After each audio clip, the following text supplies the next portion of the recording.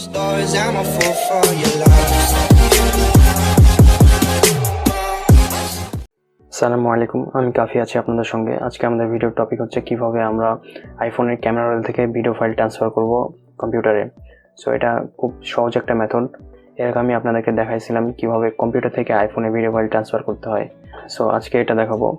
আমার চ্যানেলটি যারা সাবস্ক্রাইব করেনি তারা ইম্পর্টেন্ট টিপস অ্যান্ড ট্রিক্স পেতে চ্যানেলটি সাবস্ক্রাইব করুন, আর ভিডিওটি ভালো লেগে থাকলে থামস আপ দিতে ভুলবেন না।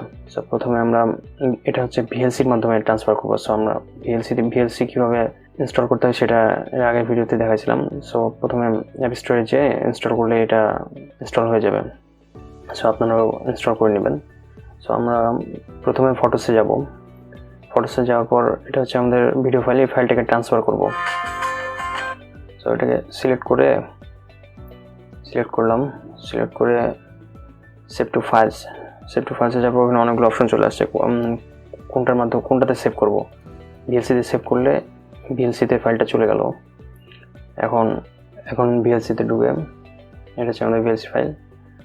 এখন প্রথমে যেটা করতে হবে সেটা হচ্ছে কম্পিউটারের ওয়াইফাই কানেকশন অন করে নেবেন।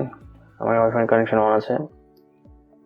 কানেকশন অন করে এটাতে নেটওয়ার্কে যেয়ে প্রথমে শেয়ারিং ভিয়া ওয়াইফাই, এটা হচ্ছে আপনাদের অফ থাকতে পারে, অন করে নেবেন।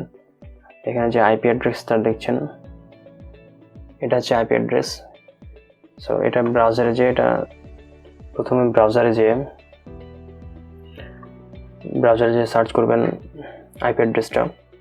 আইপি অ্যাড্রেস হচ্ছে 192.168.1.101।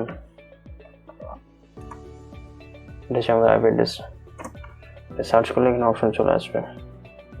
সো এখানে আমাদের যে ফাইলটা আছে, এখানে হচ্ছে আমাদের একটা ফাইল আছে। এই ফাইলটাকে এখন আমরা ডাউনলোড করব। সেটাকে ডাউনলোড করার জন্য এটার উপর জাস্ট ক্লিক করলে এখানে অপশন চলে আসবে ডাউনলোডের। আমার ভিএলসির মাধ্যমে ফাইল ট্রান্সফার করতে খুব ভালো লাগে, কারণ ভিএলসি অনেক ফাস্ট। আমি ভিএলসির মাধ্যমে ভিডিও ফাইল ট্রান্সফার করে থাকি অ্যাকচুয়ালি। সো ফাইল ট্রান্সফার হয়ে গেছে।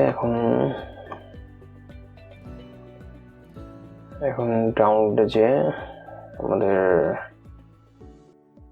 Videos file,